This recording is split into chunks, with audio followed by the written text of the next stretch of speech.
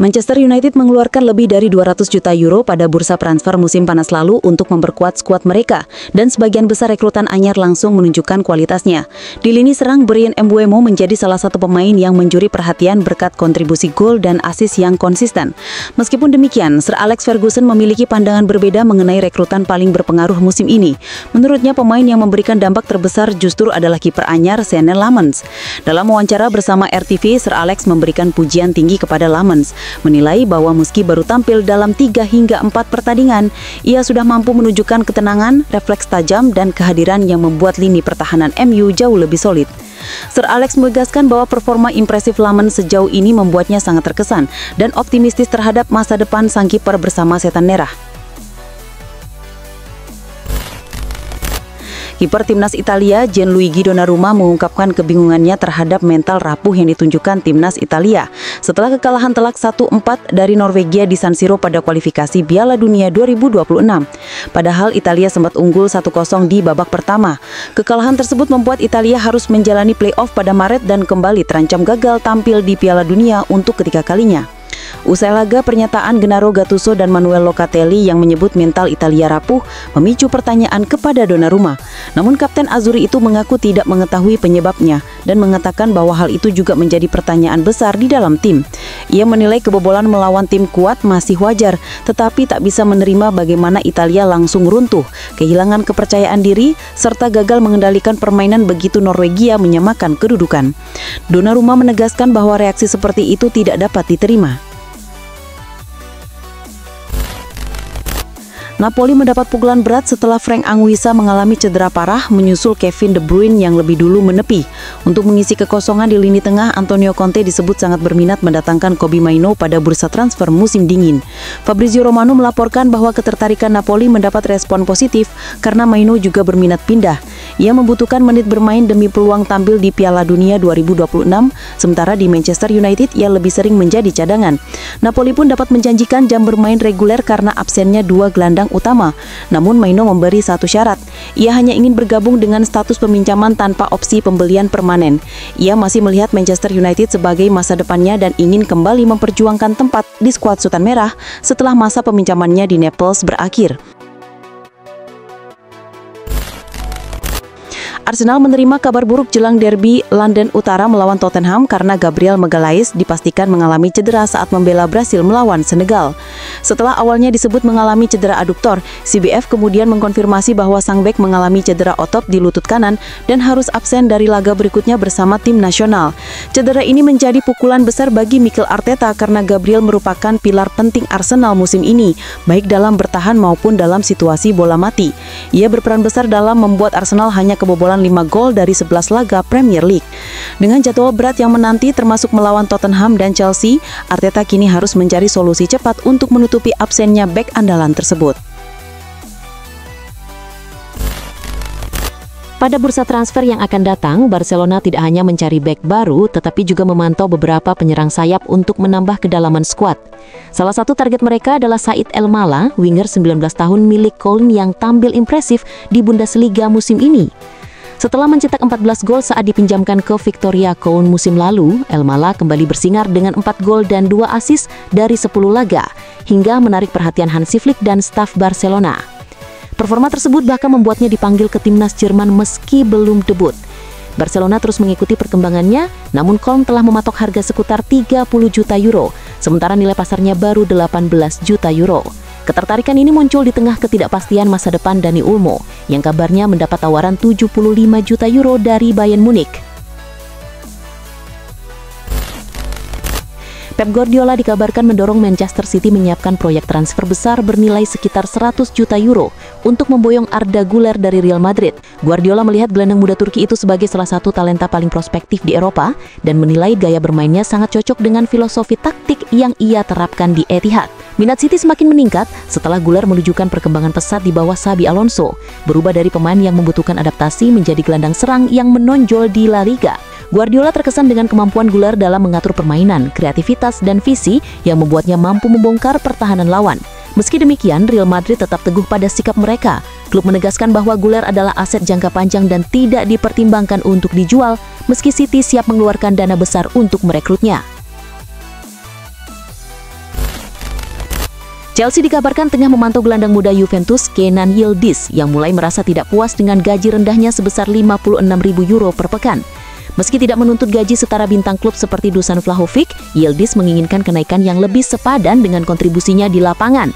Kontrak sang pemain masih berlaku hingga 2029, sementara Juventus mematok harga tinggi sekitar 100 juta euro bagi klub yang ingin merekrutnya. Selain Chelsea, Real Madrid dan Arsenal juga dikabarkan tertarik pada pemain berusia 20 tahun ini, terutama jika negosiasi kontrak baru dengan Juventus tidak membuahkan kesepakatan. Minat dari beberapa klub top Eropa tersebut menunjukkan tingginya nilai Yildiz di pasar transfer dan potensinya sebagai gelandang masa depan yang menjanjikan. Kehadiran Yildiz di klub baru bisa menjadi solusi bagi tim yang ingin memperkuat lini tengah dengan pemain muda berbakat. Tottenham Hotspur dikabarkan tengah memantau winger Real Sociedad Takefusa Kubo untuk memperkuat sektor sayap di bawah asuhan Thomas Frank. Pemain Jepang ini sebelumnya sempat dikaitkan dengan Liverpool sebagai calon pengganti Mohamed Salah, namun transfer tersebut akhirnya tidak terwujud. Spurs diberitahu bahwa mereka perlu menyiapkan dana sekitar 52 juta pound sterling untuk menebus klausul rilis Kubo. Kubo sendiri terus menjadi incaran klub-klub besar Eropa berkat performanya yang konsisten dan impresif di La Liga, di mana ia tampil sebagai salah satu pemain muda top yang menjanjikan. Klausul rilisnya membuat transfer bisa dilakukan dengan relatif mudah jika Tottenham memutuskan bergerak pada Januari. Meski biaya tinggi tentu menjadi pertimbangan serius. Kehadiran Kubo di London Utara diharapkan dapat menambah kreativitas, kecepatan, dan daya serang Spurs di lini sayap, serta memberi pilihan tambahan yang lebih variatif bagi pelatih Thomas Frank. Manchester United berencana memperkuat lini tengah pada bursa transfer musim dingin, karena Kobbie Mainoo disebut ingin dipinjamkan ke klub lain. Dari beberapa opsi yang dipertimbangkan, Conor Gallagher menjadi target utama. Laporan menyebut Atletico Madrid telah memberikan lampu hijau untuk kepindahan tersebut, terutama karena Gallagher kini kalah saing dan tidak lagi menjadi pilihan utama Diego Simeone. MU berencana merekrut Gallagher melalui skema peminjaman 6 bulan pada Januari 2026, disertai klausul pembelian permanen di akhir masa pinjaman. Nilai pembelian itu diperkirakan mencapai 50 juta euro. Atletico Madrid dikabarkan sudah menyetujui rencana tersebut sehingga peluang Gallagher mengenakan seragam Manchester United semakin terbuka lebar. Spekulasi masa depan Harry Kane kembali memanas menjelang bursa transfer musim panas. Setelah tampil impresif selama satu musim di Bayern Munich, Kane disebut mulai mempertimbangkan langkah baru. Sementara sejumlah klub besar Eropa termasuk Barcelona disebut meminatinya. Klausul pelepasan dalam kontraknya membuat situasi kian dinamis, namun belum jelas apakah Bayern bersedia melepasnya. Ex-pemain Inggris Chris Waddle menilai keputusan Kane berikutnya akan sangat menentukan karirnya. Ia meragukan kemungkinan Kane kembali ke Tottenham karena faktor usia, nilai transfer, dan fokus Spurs pada proyek jangka panjang. Waddle juga menilai Bayern tidak akan mudah melepas mesin gol mereka. Menurutnya, jika Kane benar-benar ingin pergi, Real Madrid atau Barcelona menjadi tujuan paling ideal. Kemampuan mencetak gol, teknik, dan profil Kane dinilai sangat cocok untuk klub-klub raksasa Spanyol tersebut. Sandro Tonali yang melejit bersama Brescia dan kemudian menjadi figur penting di AC Milan sebelum pindah ke Newcastle pada 2023, kembali menjadi bahan perbincangan terkait kemungkinan kembali ke San Siro. Setelah tampil impresif bersama timnas Italia dan mengutarakan komentar bernada sentimental tentang atmosfer San Siro, spekulasi soal kepulangannya semakin ramai dibahas. Jurnalis Carlo Pellegatti turut memperkuat rumor tersebut dengan menyebut bahwa Tonali menyimpan ambisi jangka panjang untuk pulang dan bahkan ingin menutup karirnya di Milan. Meski begitu, kepulangan Tonali tidak sederhana karena ia masih terikat kontrak jangka panjang di Newcastle hingga 2029 dan nilai transfernya diperkirakan sangat tinggi. Hubungan emosionalnya dengan Milan membuat isu comeback ini semakin kuat di mata publik. Di musim 2025-2026, Marcus Rashford dipinjamkan Manchester United ke Barcelona, di mana ia kembali menunjukkan performa terbaiknya. Sang winger tampil produktif dengan mencetak banyak gol dan assist, menjadikannya salah satu pemain kunci tim besutan Hansi Flick. Penampilan impresif Rashford membuat namanya kembali ramai dibicarakan di Eropa. Menurut laporan, Chelsea tertarik memboyong Rashford pada 2026 dan siap membayar 40 juta euro. Barcelona sebenarnya berada di posisi terdepan untuk merekrutnya, tetapi mereka ragu karena harga tersebut dianggap terlalu tinggi mengingat kontrak pemain yang akan segera berakhir. Sementara itu, Chelsea sudah mulai menjalin komunikasi dengan agen Rashford menawarkan draft kontrak dan pihak Rashford dikabarkan menerima penawaran tersebut meski masih mempelajari semua detailnya dengan seksama sebelum memberikan jawaban final. AC Milan tengah mencari penyerang tengah berpengalaman untuk memperkuat lini depan, dan Robert Lewandowski muncul sebagai target utama. Kontrak striker senior tersebut di Barcelona akan berakhir tahun depan, sehingga Milan berpeluang merekrutnya sebagai agen bebas tanpa harus mengeluarkan biaya transfer besar. Klub sudah mulai memantau peluang dan membuka komunikasi informal mengenai kemungkinan transfer, dengan harapan bisa mengamankan Lewandowski sebelum klub lain bergerak lebih agresif. Pengalaman dan naluri gol sang striker dianggap sangat cocok dengan proyek jangka panjang Rossoneri, sekaligus mampu menjadi pembeda di laga-laga besar. Rumor transfer ini pun semakin ramai diperbincangkan publik, dengan banyak penggemar yang berharap transfer besar tersebut dapat realisasi pada musim panas mendatang. Inter Milan kini menghadapi keputusan penting terkait masa depan Hakan Calhanoglu, yang kontraknya akan habis pada 2027. Klub harus mempertimbangkan apakah akan memperpanjang kontrak gelandang Turki tersebut, meski pemilik Oaktree Capital kurang mendukung kontrak besar untuk pemain berusia di atas 30 tahun.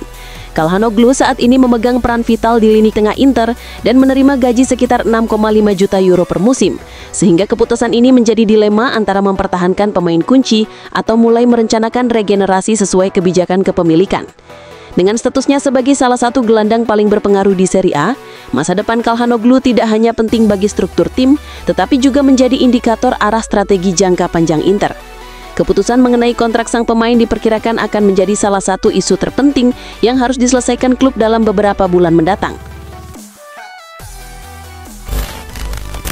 Masa depan Dusan Vlahovic di Juventus menjadi sorotan karena kontraknya akan memasuki 6 bulan terakhir, sehingga ia bisa mulai bernegosiasi dengan klub lain pada Januari. Beberapa klub besar termasuk Manchester United, Tottenham, Barcelona, Bayern Munich, dan Atletico Madrid dikabarkan tertarik mendatangkannya.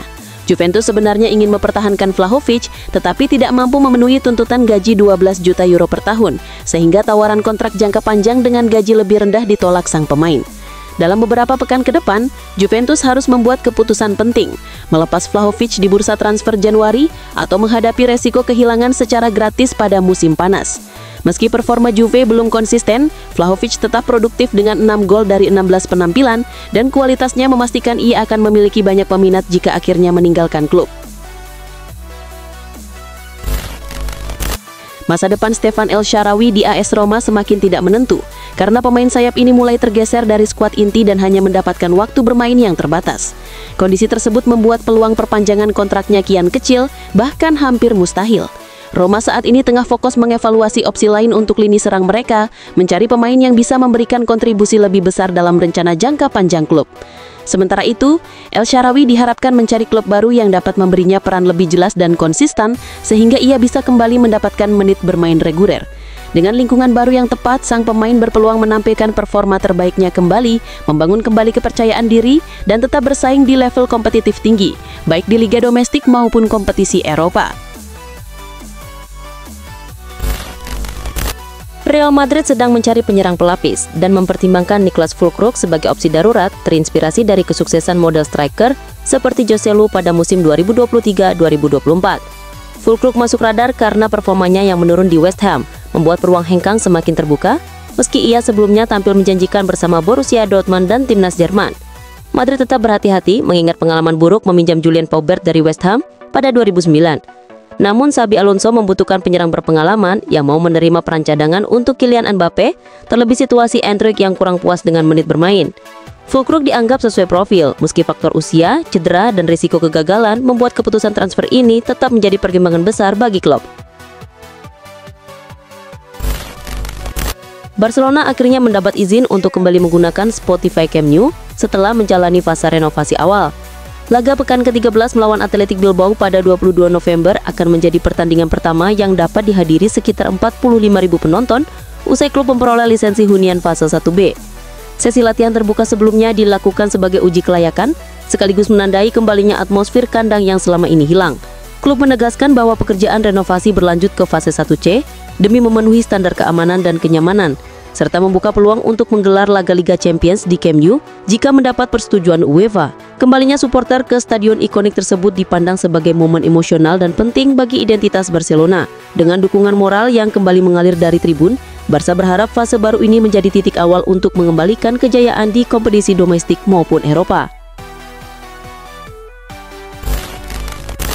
Timnas Jerman memastikan lolos langsung ke Piala Dunia 2026 setelah meraih kemenangan telak 6-0 atas Slovakia pada laga terakhir grup A kualifikasi UEFA di Red Bull Arena. Nick Woltermann membuka keunggulan lewat sundulan, disusul gol Serge Gnabry dan 2 gol cepat Leroy Sané yang membuat Jerman unggul 4-0 di babak pertama. Di baru kedua, Ride Baku menambah gol kelima sebelum Hasan Ouedraogo menutup pesta gol menjadi 6-0. Kemenangan dominan ini menegaskan superioritas Jerman di grup, menempatkan mereka sebagai pemuncak klasemen dengan 15 poin dan mengamankan tiket ke Piala Dunia. Timnas Belanda memastikan tempat di putaran final Piala Dunia 2026 setelah menang telak 4-0 atas Lituania pada laga terakhir grup G kualifikasi zona Eropa di Johan Cruyff Arena. Meski hanya membutuhkan hasil imbang, Belanda tetap tampil dengan skuad terbaik dan langsung unggul lewat gol Gianni Reinders di menit ke-16. Di babak kedua, Belanda semakin dominan. Cody Gakpo menggandakan skor melalui penalti, disusul gol cepat Xavi Simons. 2 menit kemudian, Doniel Malen menutup kemenangan menjadi 4-0 lewat aksinya dari sisi kiri. Hasil ini membuat Belanda menjadi juara grup G dengan 20 poin, unggul tinggal angka dari Polandia dan resmi lolos ke putaran final Piala Dunia 2026.